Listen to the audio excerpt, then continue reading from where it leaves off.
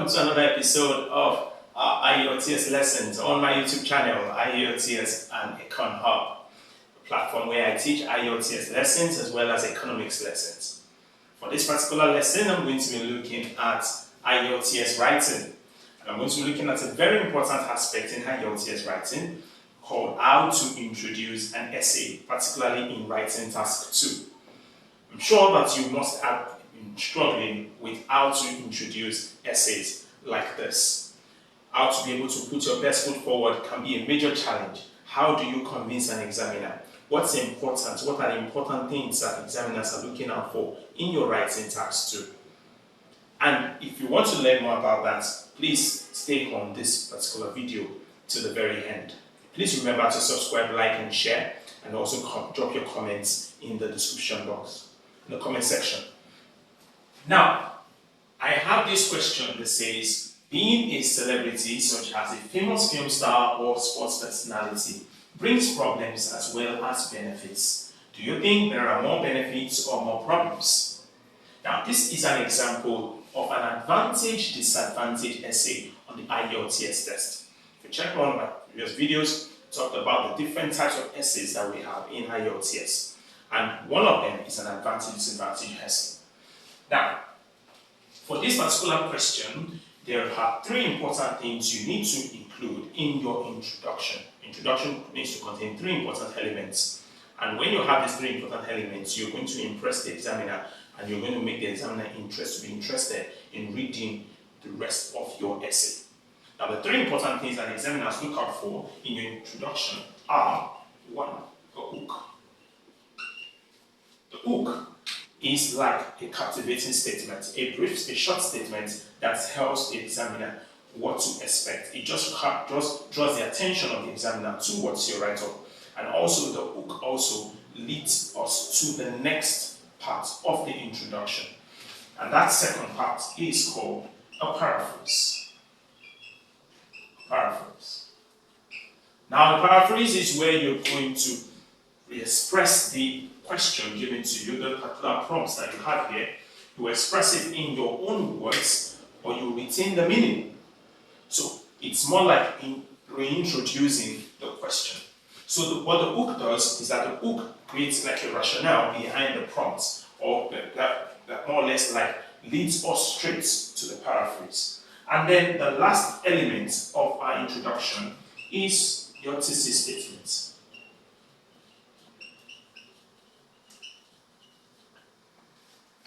Now, your thesis statement is where you are going to tell the examiner your own position about the question. Now, the question here says, do you think there are more benefits or more problems? It is expected that right from your introduction, you answer this question. You do not have to wait till you get to your conclusion like many candidates do, and then before you now start to tell the examiner, oh, this is my opinion, this is what I think, and all of that. No. That means you have actually placed the cart before the horse. So to prevent that, what you do is that you present your position right from the get-go, right from your thesis. So the purpose of your thesis statement is to tell the examiner your position, and also to tell the examiner what to expect in the rest of your essay. So I call the thesis statement the bridge between your introduction and your body paragraphs. Please check my next video for how to write body paragraphs in your Writing Task 2. So, right now, I'm going to show you an example of an introduction for this particular essay that contains a hook, a paraphrase, and a thesis statement. Okay, so this is a sample introduction for this question. And this sample introduction, as you can see, contains 3 sentences. This is the first sentence that starts here. The second sentence starts here. And the third starts here. Now, I said earlier on that there are 3 major parts of your introduction.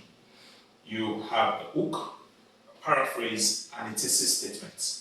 And the 3 of them are actually incorporated in these 3 sentences. Now, the first sentence says, achieving fame in the movie or sports industry is the sole desire of many entertainers. Now, this question here like every question in IELTS Writing Task 2, will contain a general topic.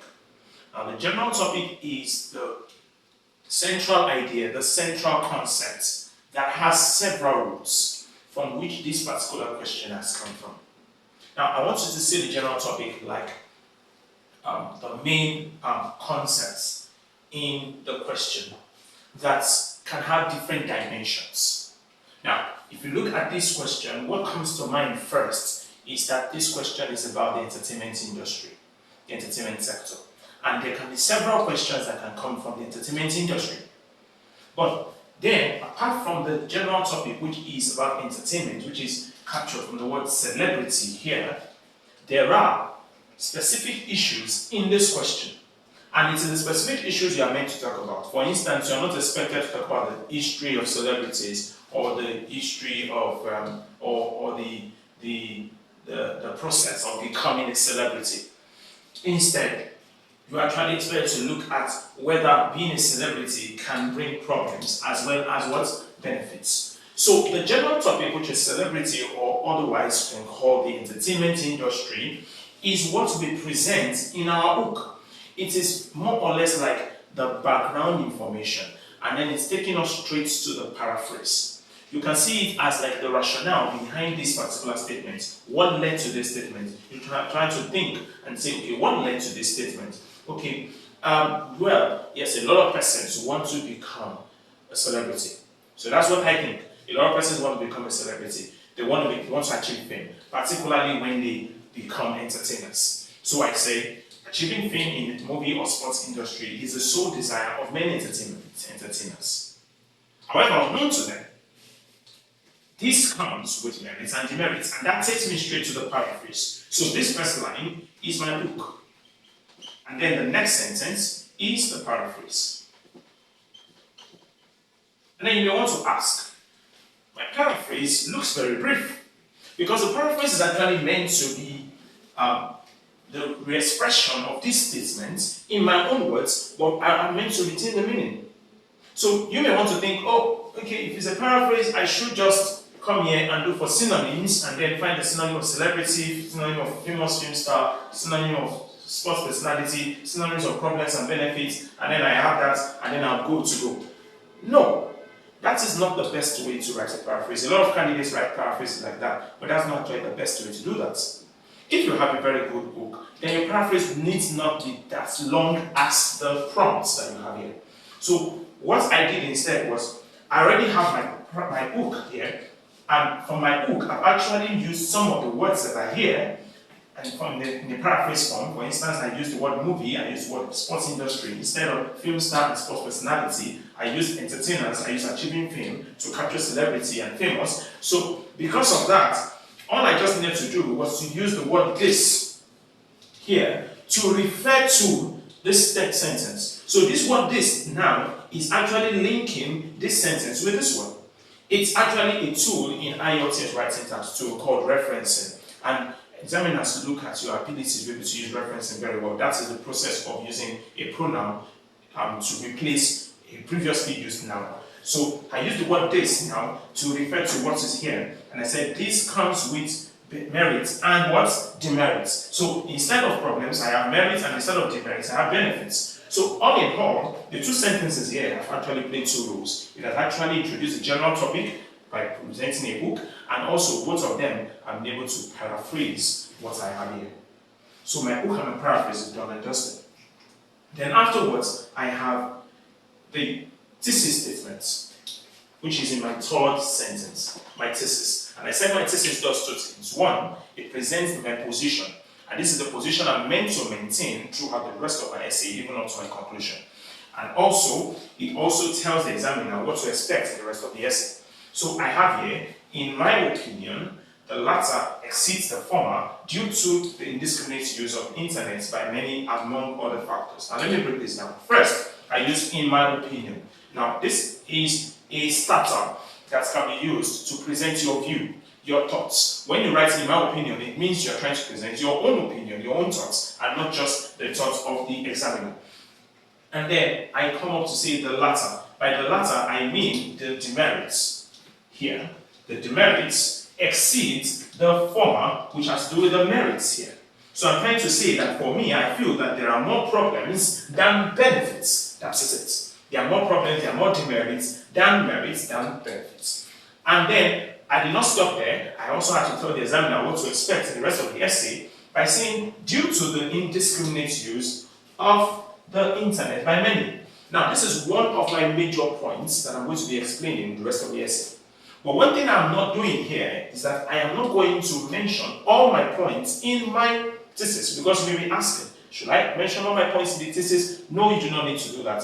That might actually be restrictive. When you mention like 2-3 points in your thesis statement here, you end up being restricted because it means you have to only develop those points. But when you mention the most important points and then you support that with a phrase like this, among other factors, you've automatically given yourself room to be able to explain as many points as possible in the rest of your essay. So I'm going to mention my most important points and then I'm going to back it up with one or two, with a line like this, so that I can give room to economic factors, individual factors, technological factors, and other factors that can actually influence my decision.